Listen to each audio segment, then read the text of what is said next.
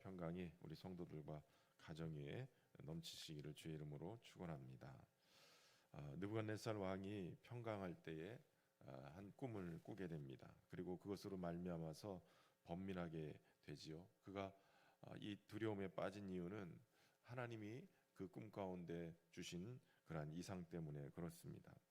이것을 자신에 대한 불길한 징조라고 어느 정도는 느꼈던 것 같습니다. 그래서 그 꿈의 해석을 알고 싶어 했습니다.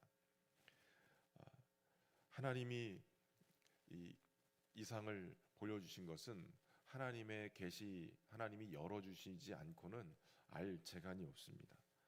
나름대로는 느부갓네살 왕은 전쟁에서 승승장구를 하고 굉장히 마음이 교만해져 있는 상태입니다. 그런데 이 교만으로 가득한 그가 두려움에 떨게 되어진 거예요. 꿈 하나에 두려움 떨 수밖에 없는 그런 연약한 인간임에도 불구하고 그 꿈을 해석하지 못하는, 또 그것으로 인해서 또 두려워하게 됩니다. 느부갓네살 왕은 애굽의 술객과 박사들을 모두 불러서, 그래서 그들로 하여금 박수와 술객과 갈대아 술사의 이 점쟁이들을 다 불러서 그래서 그 꿈을 고하고 그리고 그 꿈의 해석을 요구를 했습니다. 그런데 사실은 이 느부갓네살 왕이 그 전에 한번 그런 경험이 있습니다. 자기가 받은 환상을 아무에게도 알려주지 아니하고 해석해 내라는 거예요. 무슨 꿈을 꾸었는지, 그리고 그 꿈이 어떤 내용인지 해석하라는 거죠. 혼자 꾼 꿈을 어떻게 알고 해석할 수 있겠어요? 그런데 그것을 다니엘이 해석해내지요. 이미 그런 경험도 있었고, 오늘 본문이 있기 바로 전에 바로 사드락과 메삭과 아벳느고, 다니엘의 세 친구가 풀무불 가운데에 들어가게 된 것을 하나님이 그들을 구원해냈다. 그래서 그 하나님에 대한 찬양을 오늘 본문에 1절부터 3절까지 진행하고 있는 거예요. 그러니까 하나님에 대한 찬송을 그렇게 고백을 해놓고도 그는 하나님에 대한 존재도 또 하나님의 영으로 충만한 다니엘도 잊어버리고 있었던 거예요. 가장 그가 하나님을 인정하고 또 하나님으로 고백하고 찬양하고 받아들인 것 같았지만 그는 여전히 세상의 것들을 놓지 못하고 그저 세상의 지혜를 구하고 있었던 거예요. 가끔 가다가 목회를 하면서 그런 경험들을 해요. 하나님이 정말 죽을 병에서도 살려주시는 그런 기적을 일으켜주시는 때가 있어요. 우리 성도들에게도 아니면 초신자들에게도 그런 경험들을 할 때가 있단 말이죠. 기도회 하고 그러면서 함께 하나님의 은혜를 입었음에도 불구하고 한 1년, 2년 정도 교회를 다니다가 이렇게 얘기를 합니다. 이 정도 다녀줬으면 됐죠. 그러고서 교회를 떠나는 거예요.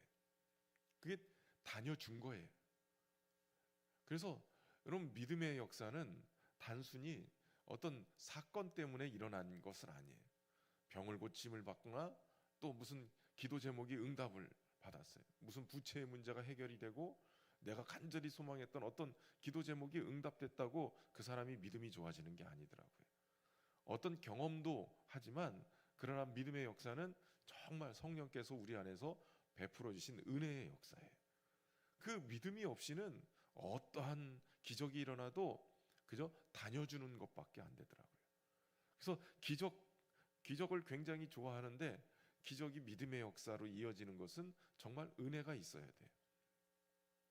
이 느부갓네살 왕이 그런 기적들을 경험했음에도 불구하고 그는 하나님을 섬기는 것이 아니라 그저 하나님도 여러 그 자신이 정복해 놨던 그러한 나라들의 신들 중에 우상들 중에 하나처럼 그렇게 여겼던 것 같습니다. 그래서 하나님을 찬송했던 것을 다 잊어버리고 그리고 그 꿈에 대한 이 환상에 대한 그 내용을 그 바벨론에 있는 술객과 박수와 모든 그런 술사들을 데려다가 점쟁이들을 데려다가 해석을 요구하는 거예요. 그러나 그 해석을 어떤 그런 술사들이나 점쟁이들이 해석해낼 수 없죠. 왜냐하면 하나님이 보여주신 이상이기 때문에 그래요. 하나님이 열어주고 싶은 자에게만 열어주시는 거예요. 이 하나님의 계시, 이 계시는 사람의 힘으로 깨닫거나 사람의 힘으로 해석하는 것이 아니라 하나님의 영으로만 가득 찬 사람에게 열어주실 때만 가능한 거죠. 오직 하나님을 경외하는 하나님의 종을 통해서만 해석되어야만 하는 것이었어요. 그제서야 느부갓네살 왕이 이 꿈을 해석할 자가 하나님의 영으로 충만한 이 다니엘을 떠올리게 된 거예요. 그래서 다니엘을 부르게 됩니다.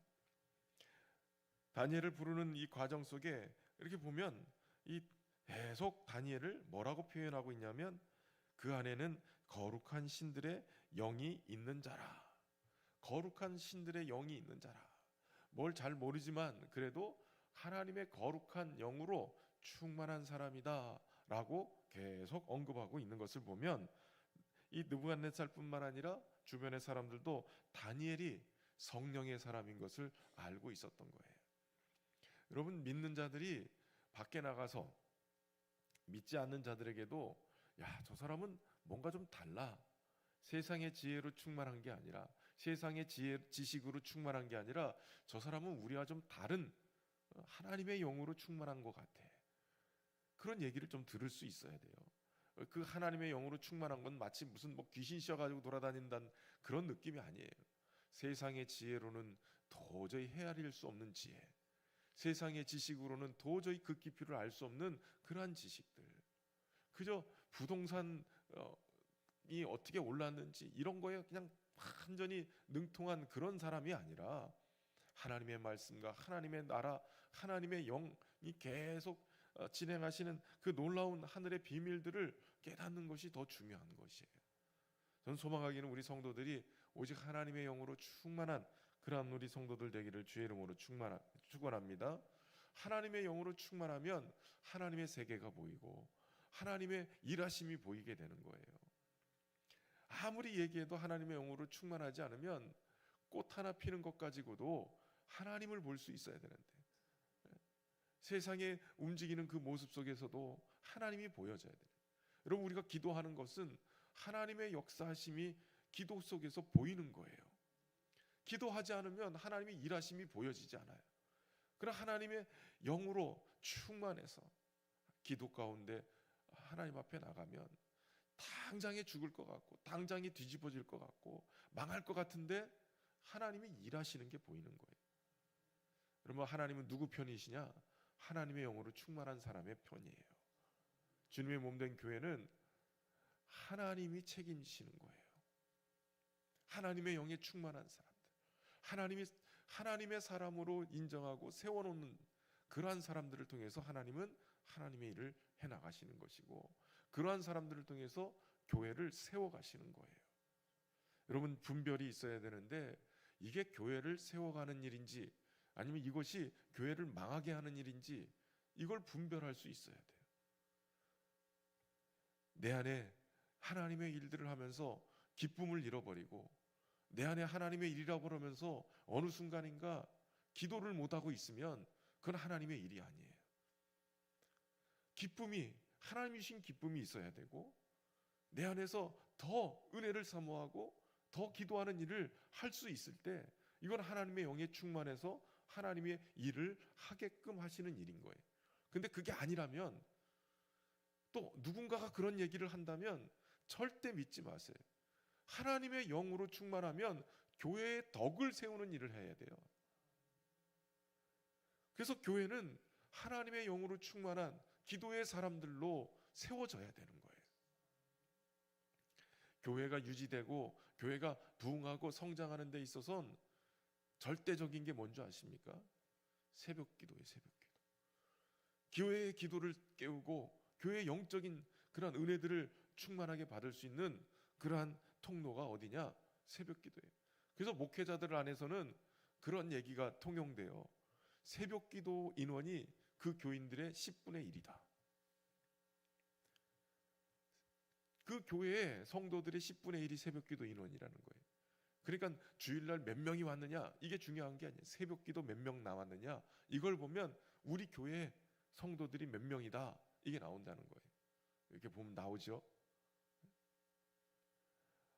그냥 교회 방문했다가 예배드리고 떠나는 사람들 많아요. 우리 교회 같은 경우는 계속 매주마다 왔다 가는 사람들이 너무 많아요. 근데 정말 우리 성도들은 몇 명이냐? 새벽기도 인원 곱하기 10하면 되는 거예요. 기도로 깨어있는 성도들이 많아져야 돼요. 그래야 교회가 시험 들지 않아요. 교회가 정말 은혜 안에서 부흥하려면 항상 회방꾼들이 있어요. 항상 넘어뜨리려고 하는 미혹자들이 있어요. 자꾸 이간질하는 그런 자들이 있어요. 그거를 얼른 깨닫고 발견하고 하려면. 어제도 조문 갔다가 오는데 그런 얘기를 하는 거예요. 어디 교회가 서울에 큰 교회인데 신천지가 15년을 딱 침투해서 15년 동안 있었대요. 15년 동안 있으면서 구역으로 어디로 서서히 장악을 해나가기 나더니 15년 만에 큰 교회 하나를 다 집어삼켰다는 거예요. 여러분, 무서운 거예요. 우리 교회는 신천지 안 들어와 있을까요? 영적으로 깨어있지 않으면 분별력이 없는 거예요. 신천지가 아니라도 별의별 그런 이간질하고 이상한 사람들이 많아요.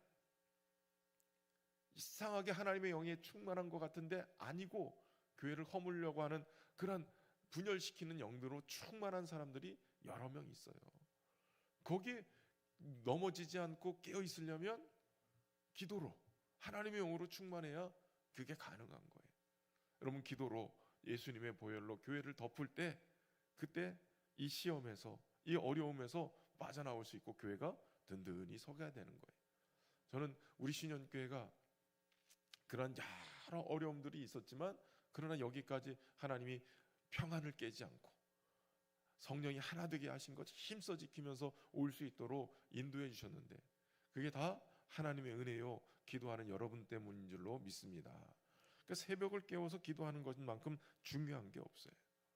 하나님의 영에 충만한 다니엘을 데려다가 그 꿈을 해석하라고 얘기합니다. 이 느부갓네살 왕이 꾼 꿈은 나무가 자라서 하늘에 닿고 이 엄청나게 큰 나무가 되어졌는데 그런데 이것을 한 순찰자가 나타나서 이 나무를 베어버리라는 거예요. 새들도 깃들고 온갖 음식들이 깃들었던 그 큰 나무가 한 번에 베어지고 쓰러져 버리는 거예요. 그리고 그곳에서 그 그루터기가 그나마 남아있지만 새와 노줄로 동이고 들풀 가운데 두어서 하늘에 이슬에 젖고 땅의 풀 가운데 짐승과 더불어서 살아가는데 그 마음은 변해서 사람의 마음 같지 않고 짐승의 마음을 받아서 7대를 지나게 될 것이다. 그러면서 얘기하는 거죠. 지극히 높으신 이가 사람의 나라를 다스리고 자기 뜻대로 그것을 누구에게도 주고 또 지극히 천한 자들을 그 위에 세우는 줄을 사람이 알게 하기 위해서다라고 얘기하는 거예요. 우리가 봐도 대충 이 내용이 무슨 내용이겠다라는 게 눈에 머릿속에 확 들어오지 않아요? 그런데 술사들과 이 점쟁이들은 이걸 해석해내지 못해요. 그러나 다니엘은 해석해냅니다. 하나님의 영이 충만한 그가 해석해내는데 다름이 아니라 이 큰 나무는 바로 왕을 얘기하는 거예요. 느부갓네살 왕이 하나님이 주셨다 겸손한 것이 아니라 야 내가 이렇게까지 세계를 정복하고 이렇게 크게 역사했으니 이건 내가 잘나서다. 이 교만이 하늘을 찌르고 있는 그러한 모습을 상징적으로 보여주는 것이죠. 그리고 결국은 그루터기를 남겨놓고 그 나무를 베어버릴 때 이것은 하나님이 그를 완전히 베어버리겠다라는 것을 얘기하는 것이고 그나마 그루터기가 남았다는 것은 그래도 7대를 산으로 들러다니면서 짐승의 마음처럼 짐승처럼 그렇게 살 것을 얘기하지만 그래도 그루터기가 남아있는 것은 다시 회개하고 돌이키면 가능성이 있다. 회복할 가능성이 있다라는 것을 얘기한다는 거예요. 그러면서 다니엘이 이 이야기를 해석을 해주면서 공의를 행함으로 죄를 사하고 가난한 자를 긍휼히 여김으로 죄악을 사하십시오. 그러이하면 왕의 평안함이 혹시 장구하리이다. 그러면서 대안을 제시하는 거예요. 그러니까 교만하지 말고 내려와서 공의를 행하고 또 긍휼히 행함으로 죄악을 사하고 하나님의 은혜를 구할 수 있도록 그렇게 제안을 해요. 그러나 결국 느부갓네살 왕이 자신의 이 업적을 스스로 찬양하다가 순간 하나님의 이 말씀대로 하늘에서 음성이 나고 결국은 느부갓네살이 사람에게서 쫓겨나서 들짐승과 함께 거하면서 소처럼 풀을 먹고 7대를 지내다가 그러다가 회복이 되는데, 여러분 오늘 본문에 보면 그가 회복되어지는 과정에 지극히 높으신 이가 사람의 나라를 다스리고 자기 뜻대로 그것을 누구에게 주시는 줄을 알기까지 이르니라. 하나님을 인식할 때까지, 이게 내가 잘나서가 아니라 하나님이 하셨구나, 하나님이 베푸신 은혜구나, 이거 깨달을 때까지 그렇게 짐승처럼 살았다는 거예요. 여러분, 믿음의 사람들이 하나님이 하셨음을 깨닫지 못하고 내가 잘난 줄 살아가면 정말 겉으로는 괜찮아 보일 수도 있어요. 그러나 그의 마음은 짐승의 마음이 된다는 거예요. 교만해지면 짐승의 마음처럼 하나님도 없어요. 아무것도 은혜가 아니라 내가 잘난 줄 알고 살아가요. 정말 착각하고 살아가는 거예요. 그런데 다시 돌아올 때가 기한이 찼고 느부갓네살이 하늘을 우러러 보았더니, 하늘을 우러러 보았다는 얘기는 바로 그 하나님을 인식하기 시작했고 그 하나님을 경외하기 시작했다는 거예요.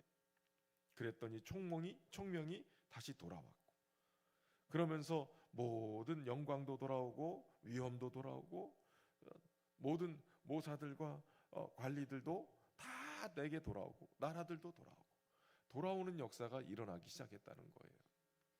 하나님을 인정하게 될 때, 하나님이 모든 나라를 다스리고 내 인생도 내 삶도 다스림을 인정하게 될 때 돌아오게 되는 역사가 일어나는 거예요. 여러분, 저와 여러분의 삶의 자리에 하나님을 인정하고 내 삶에 잃었던 것들이 다시 돌아오는 그러한 역사가 일어나기를 주의 이름으로 축원합니다. 오늘 하루도 주님과 함께 동행하는 그러한 은혜가 있기를 주의 이름으로 축복합니다. 참 좋으신 하나님, 하늘의 지혜를 우리에게 허락하셔서 우리의 삶에 일어나는 모든 일들 속에 하나님의 역사하심을 깨닫는 은혜가 있기를 소망합니다. 무엇보다도 짐승의 마음이 되어져서 교만하여 하나님도 없고 세상도 없이 그렇게 살아가는 인생이 아니라 오직 하나님 앞에 새벽을 깨우며 기도하며 우리의 삶에 하나님의 영으로 충만하여서 하나님의 일하심을 볼 수 있고 하나님의 행하심을 깨달을 수 있는 은혜가 있기를 소망합니다. 올 한 해 기도의 자리 놓치지 않게 하시고 교만한 곳에서 내려와 겸손히 하나님을 경외하며 하나님의 뜻을 구하며 사는 우리 모두가 되게 하여 주옵소서. 특별히 주의 몸된 교회 평안에 매는 줄로 성령이 하나 되게 하신 것 힘써 지키며 믿음으로 주님을 영화롭게 하며 교회의 덕을 세우며 살아갈 수 있도록 인도하여 주옵소서. 세우신 직분자들 잘 감당하여서 올 한 해 주의 몸된 교회가 든든히 서가는 은혜가 있도록 축복하여 주옵소서. 세상의 영, 미혹하는 영에 흔들리지 않게 하시고 오직 진리의 영이신 성령님, 생명의 영이신 성령님으로 충만하여서 하나님 분별 있게 하시고 하나님의 계획하신 뜻을 따라 아름답게 세워져가는 우리 신현교회가 되게 하여 주옵소서. 정성을 다한 귀한 예물 올려드립니다. 하나님, 기도 제목도 담았사오니 응답 주시되 오직 하나님의 뜻을 이루는 귀한 일들이 저들의 삶 속에 펼쳐지게 하여 주옵소서. 성도들의 일터와 산업을 복되게 하셔서 그곳에서 하나님의 풍성케 하심을 보게 하시고 하나님의 일하심을 보게 하여 주옵소서. 태국 단기 선교를 앞두고 있습니다. 하나님 함께 해주셔서 잘 준비하여서 부족함 없게 하시고 또 안전하게 잘 선교의 사역들을 감당하고 하나님의 일하심을 또 보고 돌아올 수 있도록 은혜로 함께하여 주옵소서. 오늘도 우리 가운데 함께 하시는 주님을 의지하며 예수님의 이름으로 기도하옵나이다. 아멘.